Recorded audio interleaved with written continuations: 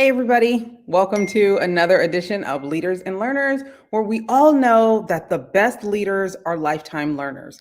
And listen, today I am going to show you that I am a lifetime learner. I'm learning so much about Redondo Beach, the city I've lived in for over 8 years, but there's still so much I don't know. Even though I've held leadership positions, there's a lot I don't know. And I'm not going to pretend to know. So instead, I ask questions.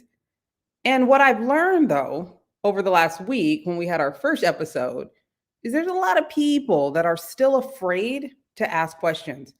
Okay, you ask, why would someone be afraid to ask a question? Like, that just sounds crazy to me. But from experience, I do know when people have a level of fear, there's something to look into. When people show that they do not want you expressing your individual beliefs and your thoughts and questioning their leadership, that's not really leadership. That's dictatorship.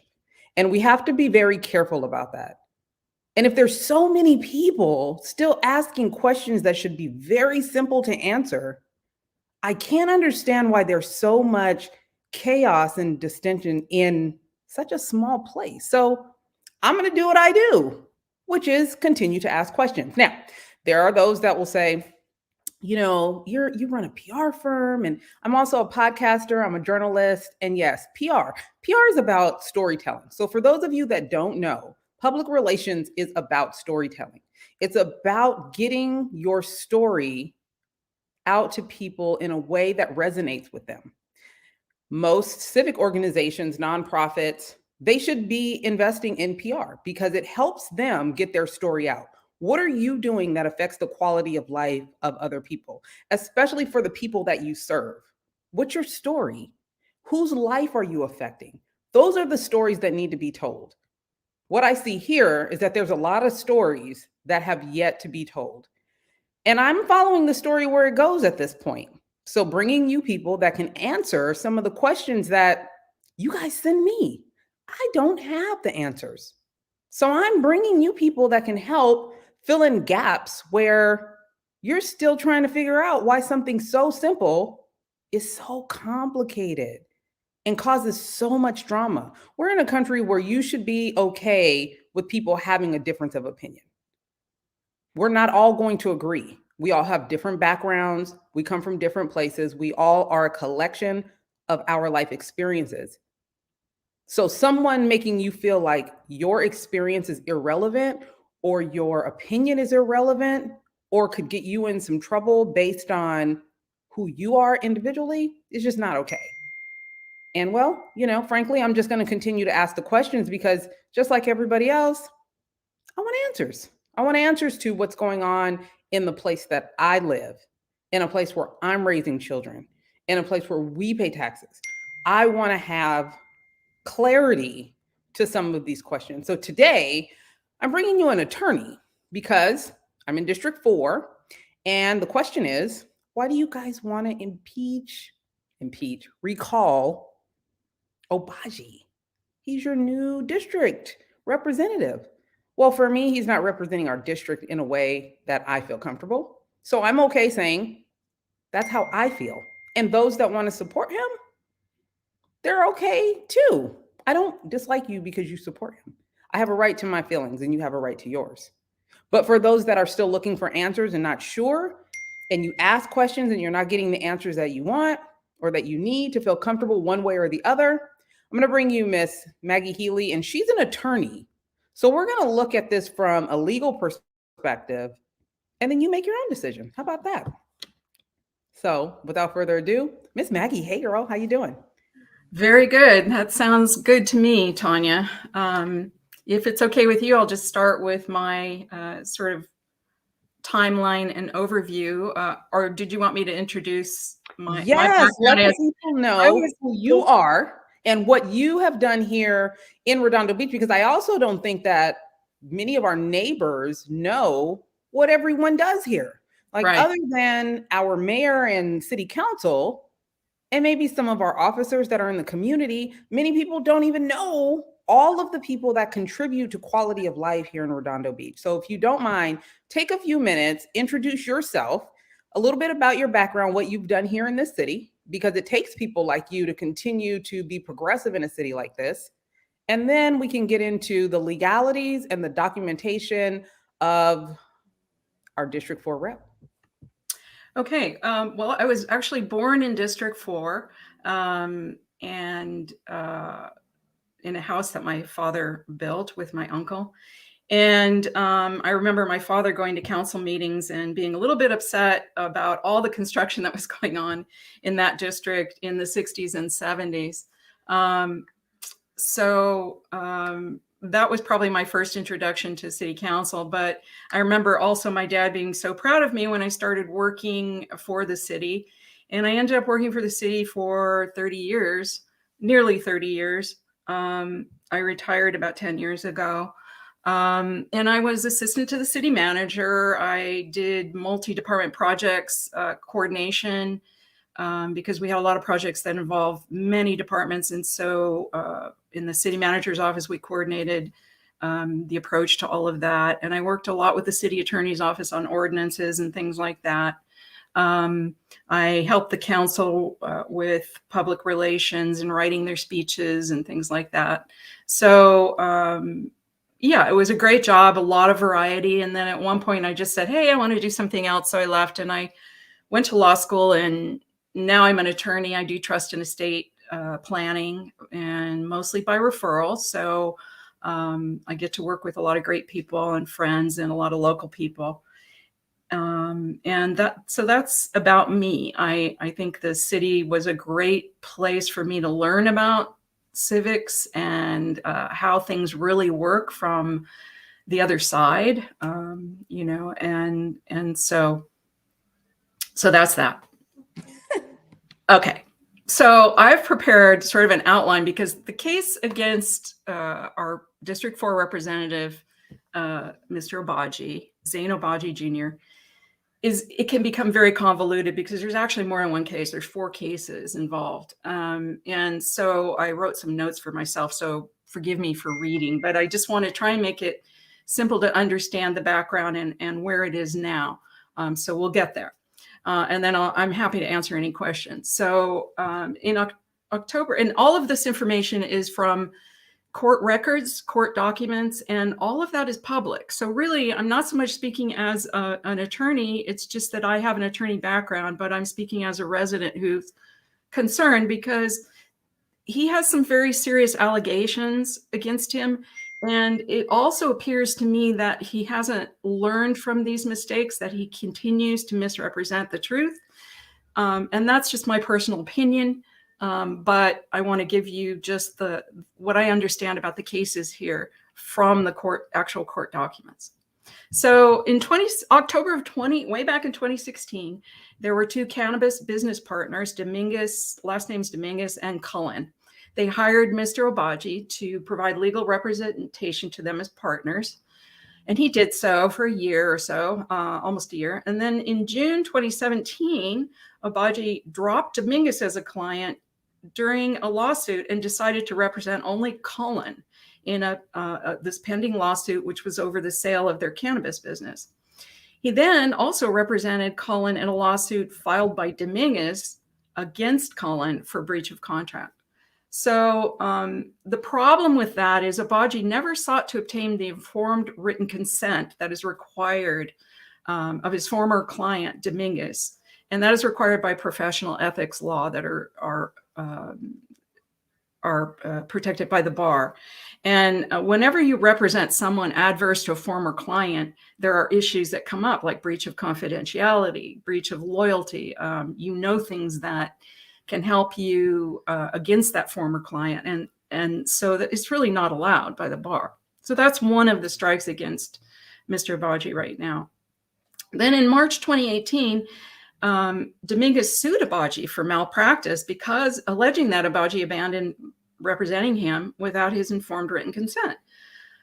They reached a settlement agreement, and in a related case that the 2 were involved in, so there were many cases floating around this, the settlement agreement required Obagi to collect and distribute $515,000 of the settlement money to Mr. Dominguez when it came in.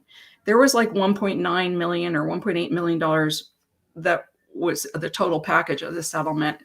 Money's going to other people. Well, Zain Obagi insisted that all the settlement funds needed to be deposited into his client trust account. That's an account that attorneys keep where we deposit all our money that we get from clients or from settlements. And then out from that, it goes whether to our own account for fees or to other people that it's owed to. And so he insisted all the settlement funds had to be deposited into his client trust account. And he stated in court in the settlement discussions that he would forward Dominguez's funds to him. Instead, what he did in September of 2018 was he received the settlement funds, took his legal fees of $128,000 and gave that to himself. And then he wired the rest of the money to Cullen's attorney, new attorney, asking him to pay Dominguez. He never informed Dominguez, his former client, about the money being received. That's a no-no by the state bar. Obagi never consulted anyone about his ethical duty or legal obligation to pay $515,000 to Dominguez prior to sending the funds to Cullen's attorney. That's, as I said, another violation of professional ethics laws and fiduciary duties. Then Dominguez sues Obagi and a trial ensues. In March 2020, after hearing all the evidence, Judge Fahey rendered his judgment against Obagi. That's, in case you want to look it up, to verify what I'm saying, it's case number BC 67767. Again, available on lacourt.org. Give me that again, BC. BC, B, boy, Charlie, 67767. And I'd like to read some highlights from the decision that was made, which was final. The judge said, Judge Fahey said, quote, Obagi did not explain why he chose to abandon Dominguez and continue to represent Cullen, nor did Obagi attempt to provide any legal justification for abandoning one client in favor of another, end quote. Next quote, Obagi testified, and not very believably, that he did not want the settlement funds to go to his trust account. But in September 2018, Obagi admitted that he told another attorney that the settlement funds did need to go into his trust account, and he provided his trust account information. Obagi did not tell Dominguez's attorney or provide an accounting. Nevertheless, Obagi admitted that the duty of loyalty to a client is the highest duty, end quote. Next quote, Obagi testified that his decision not to pay Dominguez from the settlement funds was based upon his education, training, and experience. However, he did not consult with the state bar or any other ethics expert before he made the decision to take his fees and transmit money to Cullen's new attorney and not to Dominguez, end quote. You know, in this statement of decision, it's I think 7 pages. The judge goes on to explain that Dominguez put his trust in Obagi, and Obagi violated that trust, unjustly enriching himself from the settlement funds and breaching his duty of loyalty to his former client, who detrimentally relied on Obagi. He says, quote, Dominguez has proved that Obagi breached his fiduciary duty of loyalty. In fact, it is difficult to conceive of a greater breach of the duty of loyalty than an attorney who sues his former client in the same matter in which the attorney formerly represented the client. More significantly, Dominguez has suffered damages because Obagi put the interests of Cullen and himself above those of Dominguez and failed to pay Dominguez the $515,000 he was owed. So the judge ended with a decision, a judgment for $515,000 in damages awarded to Dominguez, plus $180,000 in attorney's fees and $15,000 for expert witness fees, for a total of $710,000, which I believe Obagi did go ahead and pay. Then in July 2021, the state bar brings charges against Obagi stemming from that case, the evidence produced in that case. And that case number at the state bar is SBC, State Bar Court, -21-O, capital O for Obagi, -30528. And again, all this information is from those court documents. The charges include 4 violations of State Bar rules of professional conduct and 2 violations of State Business and Professions Code. Here are the charges against Obagi now that are going to go to trial shortly. Specifically, count 1, potential conflict representing multiple clients without informed written consent. Count 2, actual conflict, representation adverse to a former client. Count 3, failure to notify of receipt of client funds. Count 4, failure to render accounts of client funds. Count 5, failure to maintain client funds in trust account. Count 6, moral turpitude, intentional misappropriation of funds. And count 7, breach of fiduciary duty, breach of duty of loyalty, and failing to support the laws of the state in willful violation of business and professions code. This case at the State Bar is heard publicly. So we attended, several people attended a hearing virtually at the February 7th State Bar status hearing on the case. And we understand from that these charges are moving forward toward trial, with a status conference coming up on March 14, where they'll likely decide, dates for hearing for having the trial. We also heard at that hearing that the State Bar is pursuing additional charges stemming from what I believe the prosecutor said were misrepresentations made by Obagi in his suit against his malpractice attorney. So yes, there's another case involved here. In May 2021, Obagi decided to sue his malpractice attorney for malpractice. And that case, in case anyone's interested, is 21 STCV 16767. I haven't followed that case as closely, but it is ongoing. And here's a quote from a much longer statement made by the attorney that he is suing, that Obagi is suing, his former attorney who he's now suing. Quote, an attorney is responsible for his or her actions and cannot blame another party for unethical actions that the attorney themselves committed.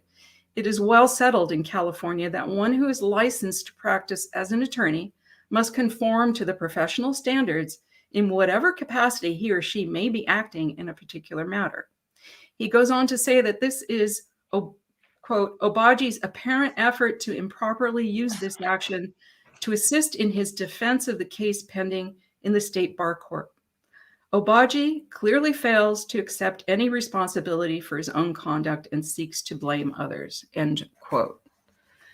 And finally, you may have seen information published by Obagi on social media, and the press picked up on it. He said he was exonerated by a State Bar judge and he wanted apologies from everybody. And that's not the truth. He again talked about that document as being an exoneration from the council dais and also recently at the Democratic Beach Cities Democrats meeting. I believe he's intentionally misrepresenting, and that kind of pisses me off. During negotiations, which broke down, according to the prosecutor, a document called a Stipulation of Facts, Conclusions of Law, and Disposition was submitted by Obagi and the State Bar prosecutor to the settlement judge in this case, not the trial judge at the State Bar, the settlement judge. This was Judge Saab, and he rejected the stipulation because of its wording. The judge felt that the way it was worded did not support a finding of intentional misappropriation. So he rejected the stipulation and told the parties, you can rewrite this and send it back to me and we'll look at it. It was a procedural document mid-settlement, and it does nothing to exonerate Obagi, as he claims. The parties were welcome to come back with a rewrite. They never did so because, as I understand from the prosecutor, the settlement negotiations broke down. So we have no idea what it would have said if it came back and became an official stipulation that would be submitted to the trial judge. But it didn't. It didn't go that far. So now I understand they're going to trial on all charges plus the additional charges that are forthcoming. So that's my summary. I don't know if that made it clearer or foggier for people, but It's an interesting case to an attorney. I'm not sure it's that interesting to people, but the point is, there's a repetition of misrepresentation by Obagi, and it appears to me, my opinion as a resident, that he hasn't learned from his mistakes and that he's going to continue to lie. I think this is a very dangerous type of person to have in a leadership role in city council, just as the bar requires ethics of attorneys because they can do a lot of damage to a client. They have a certain amount of power. Same with an elected official. If they're not ethical, if they're not above board and telling people the truth, then they can do a lot of damage. So that's my story about Obaji's story. It's crazy because when I was off the topic, when I was doing research for my book about the case that I was involved in, I'm a gun violence survivor. I was doing research about the actual case, and I found out information about how Kamala Harris was involved in keeping the murderer behind bars and all that stuff. It is so intriguing to read and try to understand legal briefs and these documents, but if you take the time to really sift through them, there are some things that always are very striking in regards to the nature of the case and the severity of the case, especially when a judge is weighing in. Remember, I saw the arrest warrant, and it's crazy stuff. So listen, for y'all out there, leaders and learners, learn a little something, right? Take the time to actually look at these documents if you care. I mean, maybe you don't. I'm District 4. I care. So I'm asking. And I appreciate you taking the time to kind of break some of this down. But I do have a few follow-up questions. And anyone out there, if you have questions, because this is a safe platform, feel free to put them in the comments and we can answer them live. So could you please post the link to the case number, because I am not finding it. So when you get a chance, Ms. Maggie, go ahead and put that in there. My follow-up question is this. Can you see that? Could you please post the link? I see it, but I don't know where to post in comments so that everybody can see it. You can't see it? Okay. I think, okay. Or you can put it in. I will do that. Yes. Yeah. So my first question is, as a city council person, because this issue is so messy and it seems to be tied up in a lot of cannabis issues, some might argue that it's separate, but the gentleman that was on last week, he actually said Obagi sued him before. So there's another cannabis issue. You have this situation, and now you have, which was revealed last week, a situation from before that I never heard of. My question would be, should he abstain from any votes that take place if he's going to remain on the council? Should he abstain from anything that has to do with cannabis when it comes to any votes taken on the dais? Well, I'm not sure I'm qualified to answer that as an attorney. That's a question for the city attorney. And if Obagi is smart, he will talk to our city attorney, who will protect him or tell him what to do in order not to get in trouble. I think it, from a perspective standpoint, as a resident, I think there's a perceived conflict there. But whether or not it's an actual conflict in terms of ethics, rules, and those are a little bit nebulous when it comes to city council. So I can't really answer that for sure. I think if he was smart, he would recuse himself. But then you have the council members that took donations from these companies, so they're not recusing themselves either. So at some point, which city council members took money from the cannabis industry? Well, Nils Narenheim took 1,000 each from two different cannabis industry reps, if I can remember correctly. And then Todd Lowenstein accepted, I think it was $1,000, but he gave it back 7 months later. Okay. So was it a loan? For Todd, but that was a long time to return it. Was that a loan? Something I have no idea. It's just claimed on his, I forget the name of the form. Sorry. Form 703 or something. Okay. I don't remember these forms from city anymore. I Okay. remember So legal forms. the many you read a few things that you said were no-nos, right? Yeah. And my question would be, are the things that you said a no-no, are those known to be common no-nos? Like, does Yes. everyone in the legal Thank profession you. know that those are no-nos? Yes. Thank you. Because that was another thing that Abaji said that bothered me, because it's like, oh, I didn't know. And it was an innocent mistake. I don't see how that could be true. Because we are in law school, you are grilled on ethics rules. You take classes in ethics. In fact, you have to study and take I think it's a 3-hour test we had to take before or after the bar. It's separate from the bar, taking the bar. But before you can be an attorney, you have to pass that. And we're grilled on those ethics violations, over and over. So it's obvious whenever you're representing two people, there is a potential conflict right there. So he should have had them sign right away a document that states that they understand that there could be a conflict that would arise, and he would have to stop representing them.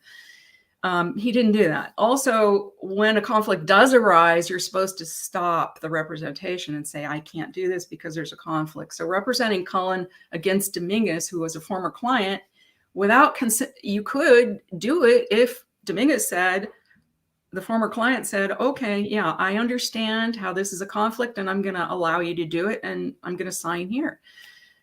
The other thing is, if he didn't know, was there anything that told him, I better check this out, because we have a state bar hotline.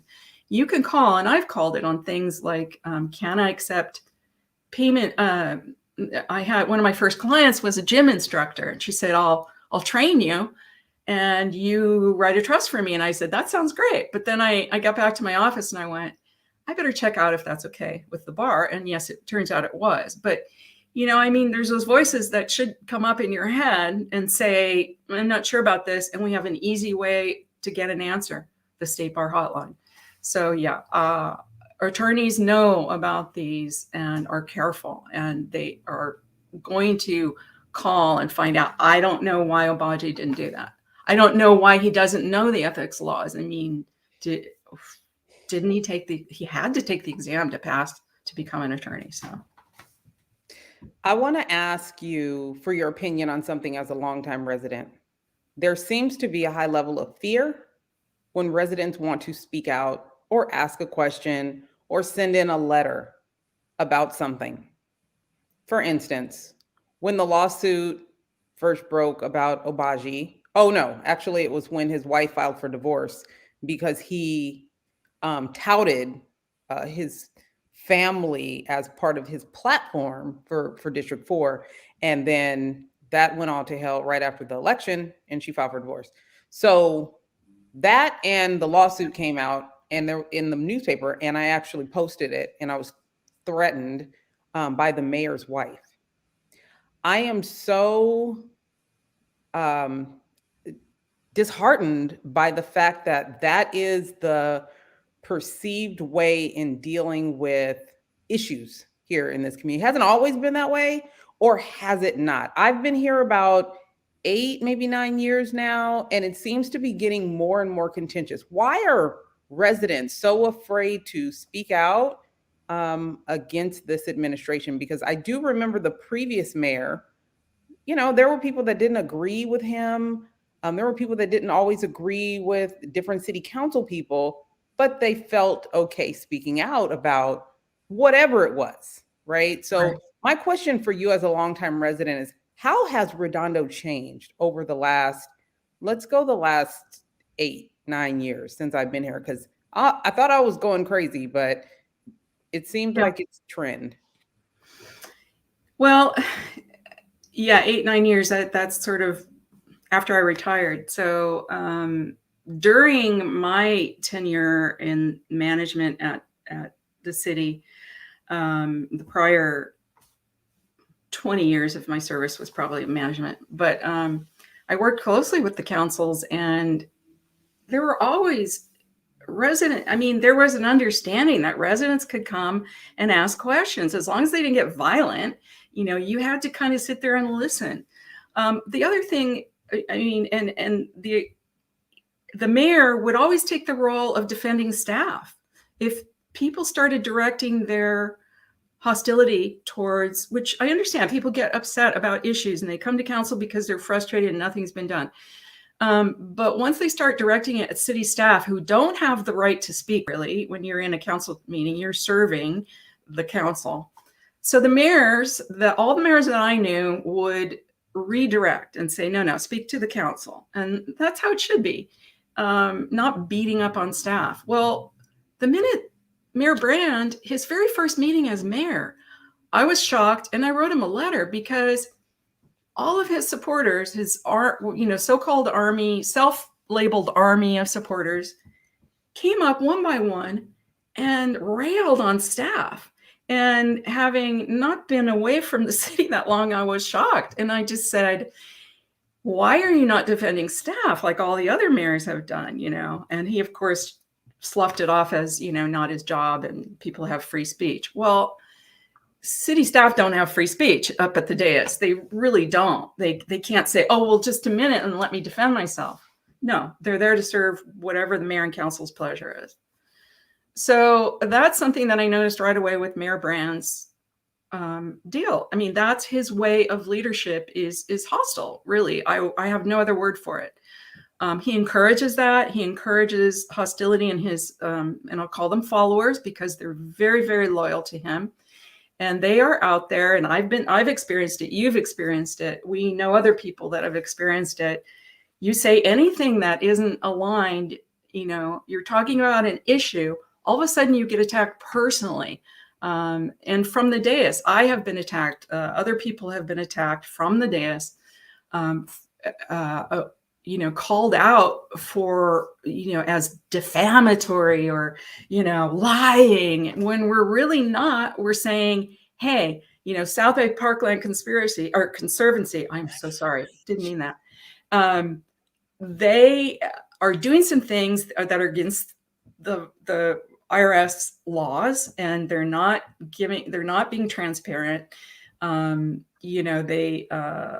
They are getting money from the city when they shouldn't be. It was residents that called attention to all this, and the city attorney finally said, hey, they're right. There's something wrong going on here. But when we first broached the topic, oh my God, we were vilified. So that is no way to run a city. And I never saw anything like it in my 30 years there. So it's changed drastically. And I blame Mayor Brand because his leadership is what's allowing that. Unfortunately, I used to think he was a nice guy when he was a council person, but, and he was always, what do you call it? He always portrays himself as the guy, the David and the Goliath story. And that's fine. He, feels a sense of purpose from that. But what he's done at the council to discourage public civil discourse is just wrong. So I have provided a platform. So anybody, Mayor Brand, any of the council people, feel free to come on and answer any of these questions. Many of our neighbors are afraid to ask questions because they've been attacked. I just had today, was it today or yesterday? A man who lives in Torrance, I think it's Bruce Zealous or his name. He posted my address on social media with some other people. Why would you do something like that? I really don't understand what kind of people our leadership is surrounding themselves with and enabling that can actually put people in harm's way. There's something very toxic about leadership that allows for that kind of toxicity to permeate throughout the city, that they're supposed to be galvanizing unity and collaboration because the kids are watching. Let's be honest. Like, a lot of what we do really isn't for us. It's really supposed to be for the next generation. We're supposed to be building a foundation for the next generation. But this is what we seem to be bringing to present to our children. are young people that Yeah. that are watching. Like Well, and we're also showing they're also, as you know, they're removing commissioners for no reason, just because they want to put their cronies in.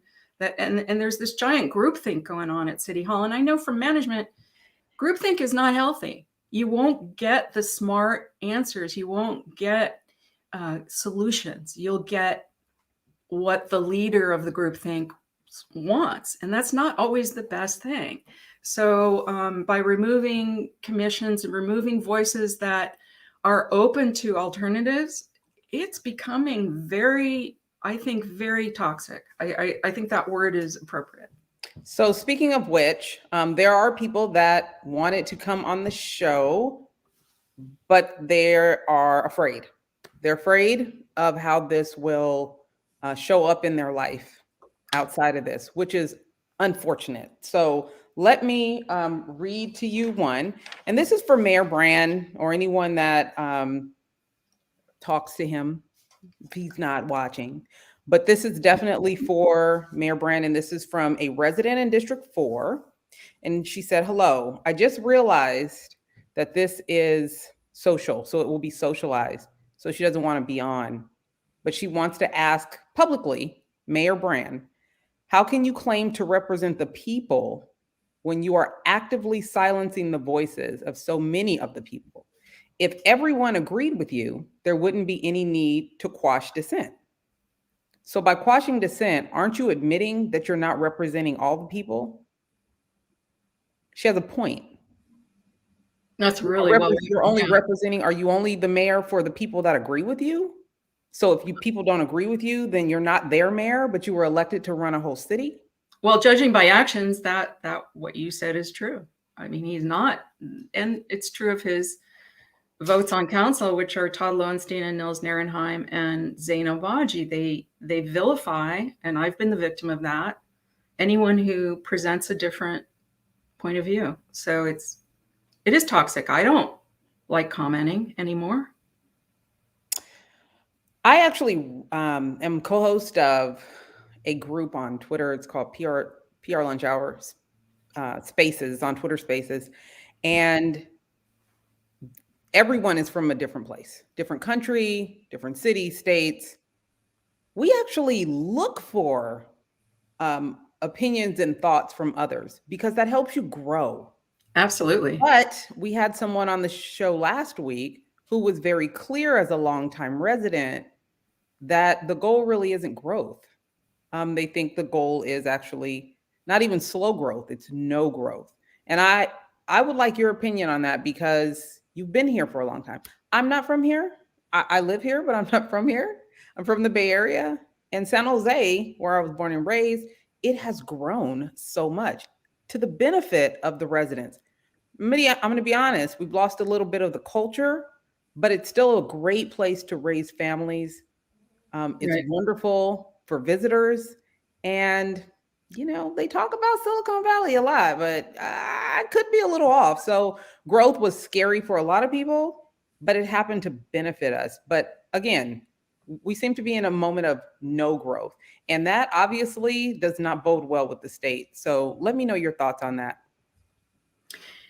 Well, having grown up in the city, I've seen a lot of change. I grew up with, the boom in North Redondo in the 60s and 70s, and probably the 80s too, putting two on a lot and all that stuff. And, I was not, I've never been pro-development, and I was on the Historical Society. I've written historical, articles about the city. I did some of that. I collected a lot of holistic historical photos at the city when my job there was dealing with public relations. We published calendars. Love the history that our city has to offer. And yeah, I don't like some of the development of huge homes with no yards and things like that, but it is allowed. There are private property rights involved. Hopefully, our planning, I think our planning staff do a good job of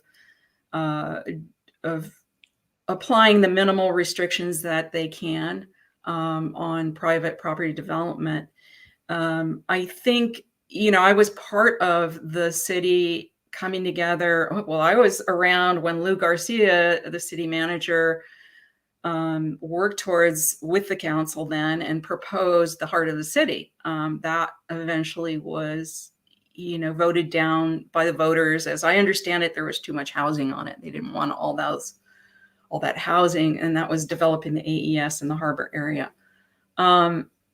So that took a while to get over because the voters rejected it. And then we worked for many, many years with the city council, city staff, everybody worked very cooperatively with Center Cal, who was bending over backwards to get what the residents wanted, all these meetings, models, things like that. I mean, and that was what, 8-10 years we worked on that. And initially I was like, oh no, I live 2 blocks from, well, 4 blocks from the pier.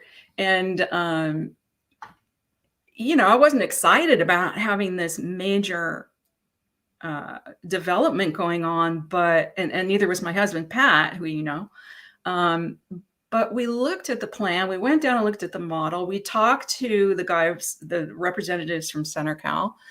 And they implemented changes, and there was a back and forth with the community that created something that could have been really wonderful. Now I go with my grandson down to the pier, and there's maybe 1 or 2 things we can do down there. The development would have been something you could spend a day there with your family, just beautiful places to sit, not having to buy, stores you can shop at, a theater, wonderful, a little boutique theater.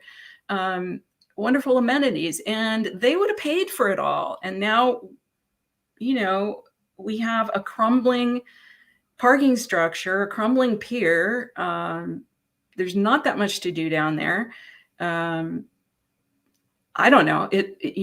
That's what we're left with after Mayor Brand and Rescue Our Waterfront have vilified again. That is their tactic, is to vilify people they don't agree with and don't like. They vilified this developer who I thought was when I met him, I thought he was one of the nicest people I've ever met, at least as a developer. So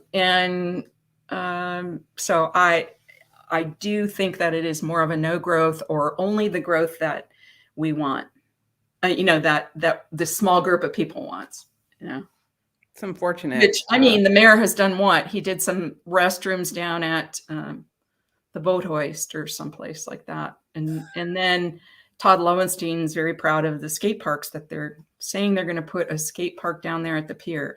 I don't think that's necessarily a good idea, but okay. Those are their big accomplishments. What is happening here? Not much.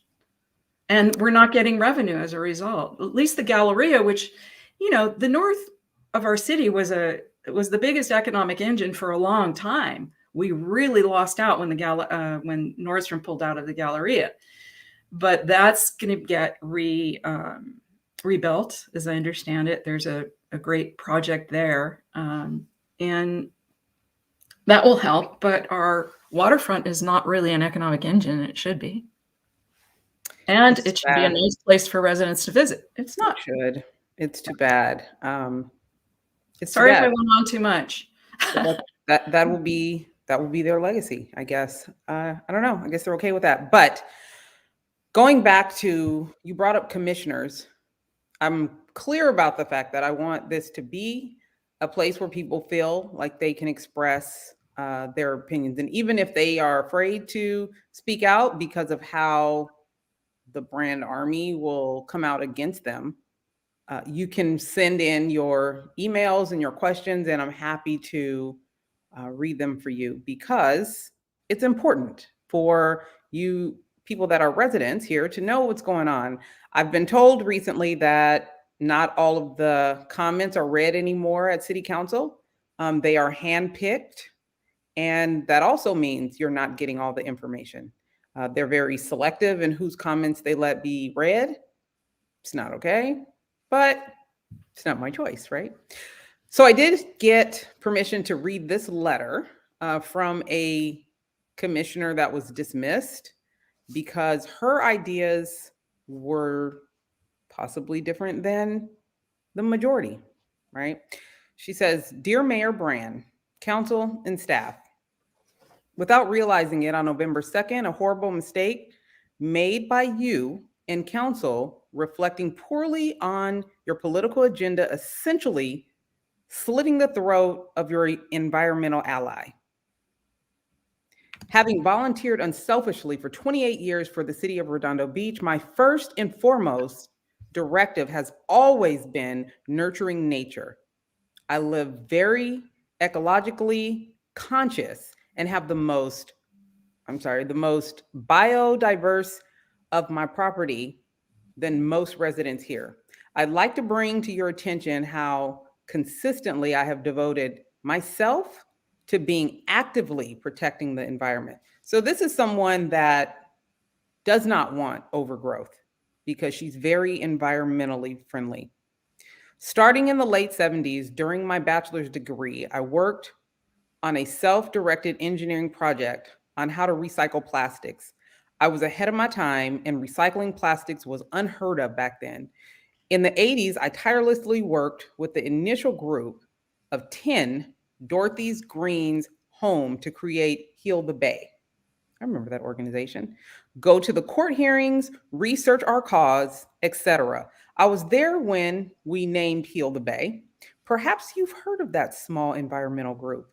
In the 90s, as professor of engineering at UCLA, I was invited by the dean of engineering to give my lecture, The Role of Nature in Engineering, for his Engineering and Society course.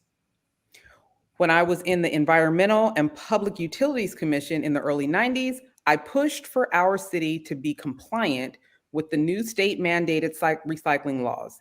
At the same time, I was teaching environmental science class at LMU and Otis Parsons School of Design. Presently, I am teaching an online class on the power of nature, the science, folklore, and practice of evoking the divine. I drive a beautiful 30-year-old, very well maintained to minimize environmental impact of our wasteful society, most folks changing and disposing of cars like underwear. She's funny. My use of water and utilities is very mindful. When I remodeled my home, I made sure to keep the footprint the same without encroaching into the garden to maintain the most square footage of nature, not like most who try to build out to the maximum limits. If you'd like to learn more, feel free to visit my website, www.chantelleek.com/environment.html. I will go ahead and put that link in the captions. Is it because I am politically transparent? Is it because I am an absolute outstanding citizen and civil servant? Simply baffling. And to also add insult to injury, to have been completely misquoted and taken completely out of context for your reason. I'm missing a part of this. But she's asking why she was dismissed from the council, even though she is someone that frankly loves the environment and does not want to see overdevelopment. She's someone that is very responsible in her decisions. Still, she was dismissed from her commission appointment. Yeah, I really don't think she and Wayne Ung and Chris Voisey and Doug Rodriguez, all these people that are getting removed, they're being replaced with people that were loyal to Mayor Brand during his campaign, during Obaji's campaign, whatever. He owes them. They're getting commission spots, and they're taking off anyone that wouldn't vote in the way the mayor wants them to, but they're removing some of the most qualified people we've ever had that have served on multiple commissions, have incredible resumes. I mean, Wayne Ung, he was working on Budget and Finance Commission and he was a very smart man. And there's no reason to be kicking them off the commission unless you're giving the seat to somebody that you really want and you need another vote there or something. Or I don't know. They're reasonable people. So Why can't we have, and they've been replaced by people who I know aren't that reasonable, at least in one case. So yeah, things are not good at City Hall. Things are not good. Peter Aziz's comment is interesting to me. I think the mayor and like who claim to be environmentalists is a false flag. The first thing about taking care about the environment is to access equity. And that is definitely not something that's been going on. And that's most definitely not something the present council cares about, it seems. Interesting take. Steve, the administration is in the business of silencing the detractors. Well, listen, this platform is open for any resident and, any civil servant who decides that they want to lean in, but know that I never stop asking the questions because it's important. If people are asking, that means they want to know and they have a right to know. So coming after them in a public forum because you don't like that they're asking questions is not okay. And it's just as simple as that. So, there's still more questions. It's interesting how Obagi got here. It's really interesting how they don't like that someone that's not from here is helping with the recall, but he's not from here and he helped try to recall John Grant and that didn't work. He led the So, charge, didn't he? yeah, I think so the hypocrisy is just, it's stifling. through the roof. But again, ask the questions.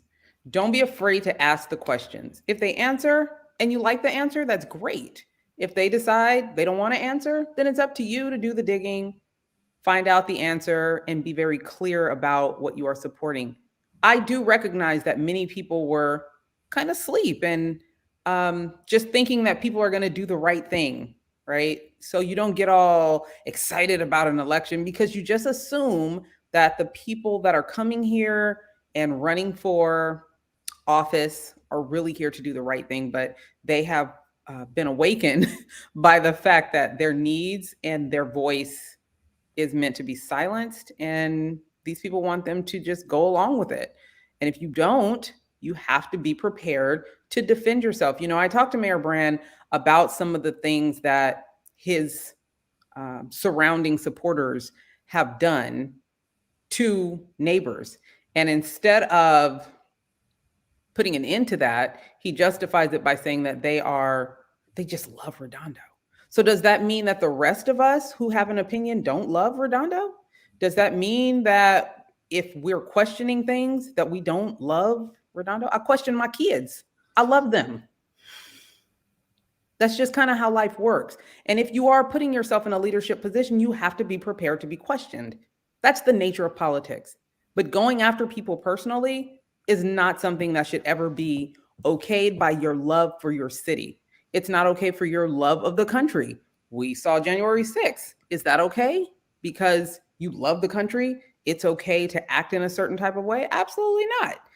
So I'll just continue to provide experts like yourself to answer questions as we continue to move through this storytelling for Redondo Beach, California. So, is there anything else before we get out of here? Is there anything you want to leave the people with, or if they have legal questions, how can they get in contact with you? Well, I'm not involved in any of these cases as an attorney, so it's really just as a resident that I am here to offer my summary with my legal background to understand, what's really going on and to counter some of the misrepresentations that Mr. Obagi is making about his own case. The information is all available at lacourt.org for civil cases. You can look them up and find out what their status is. You can sign up and print out documents. The State Bar Court, as I said, that is a public forum that just like walking into a courtroom, you can do that often with cases. You can do that with Mr. Abaji's case at the State Bar. And I can't figure out how to comment on here, but sorry, this is the first time on this platform, this app. But I do want to repeat the case numbers for those who need it. At the State Bar, and you can go to statebarcourt.gov or .org, one of those. You can Google it. But you can look up SBC for State Bar Court -21 capital O for Obagi -30528. That's the state bar case. Then there is a Mr. Obagi's malpractice case against his malpractice attorney. And that's at lacourt.org, and that's case number 21 ST as in Tom, C as in cat, V as in Victor, 16767. And I think the other case was that I mentioned was Dominguez suit of Obagi for malpractice, which he won, was BC, Boy Charlie, 700046.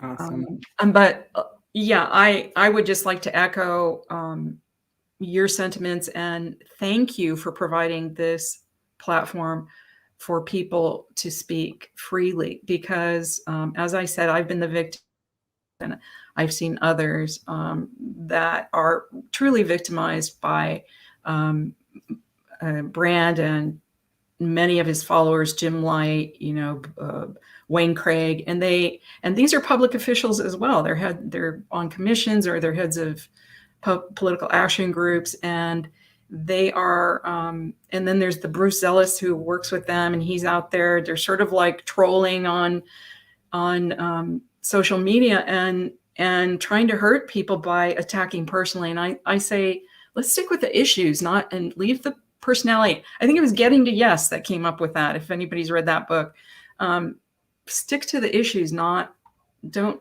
bring persons into it. So that's my little bit of wisdom.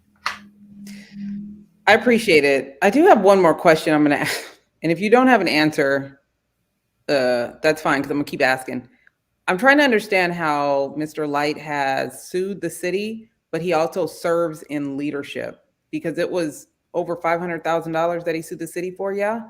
And he serves in a leadership position and right next to a man who says he totally loves the city. So do you have an answer for that? Because I've gotten that question also. What I know about it, my husband Pat knows a lot more about that. He follows those things. And I know that he sued the city on at least one occasion. I think there were more. One was something about the Seaside Lagoon, I think. But yeah, I really know very little about it, so I probably shouldn't say anything. But he has sued the city for and won judgments that were pretty huge. And so he has cost us as taxpayers. And the costs that we had to bear or for fighting and winning against most of his claims. I mean, he threw out a number of claims. He tries to say that somehow I was involved with some conspiracy at City Hall. He always throws that up to me, I guess, because he wants to distract me from whatever issue I'm talking about, to defraud or something. There was never any such claim, and we never did that. The city is under very strict controls. I don't know, but he would throw out all these things in lawsuits and see what stuck. Well, most times, the city, Mike Webb, would go to court, win on almost everything, and there'd be one little thing, and Jim would claim this giant victory and yay and blah. So, and but he serves in leadership on this city, and that's who they say loves the city, is the guy that keeps suing the city. Yeah. I mean, I got questions. They're hypocritical as can be, and it's frustrating. So thank you again for providing a platform to air some of our frustration with this current group of officials. I mean, I got questions. And they're following. The more I talk to y'all, the more questions I have. And, I don't doubt that we'll have more questions that get emailed in for next time. But I do appreciate your time. I want to thank you, and definitely keep questions coming, because listen, y'all, you have a right to know. So keep it coming, and we'll keep asking. Thanks. Thank you. So that's it for this edition of Leaders and Learners. We're going to continue to ask the questions. so we can continue to learn. I don't know how this stuff works. I hold positions where I serve, and I serve. I'm not asking for anything, actually. But when I ask questions, I don't do the whataboutism. I'm not really good at that. Keep in mind, I am someone that had to do a lot of question asking to find out about things that happened in my own life. So if I'm not going to stop asking until I get answers, you can imagine that there are other people out there that still want answers. They might have fear of what that looks like, but they're going to keep asking. And I'm going to keep bringing you as many answers as I can because hell, now I want to know, right? That's crazy to me. Anyways, with that being said, I want to thank you guys for showing up. I want to encourage you to continue to ask the questions, continue to learn about the city you live in, how civic process works, how you get answers, and how you make change. Make sure you continue to follow up. Don't give up. The answers are there, and we're going to help you find them. All right. Have a good one.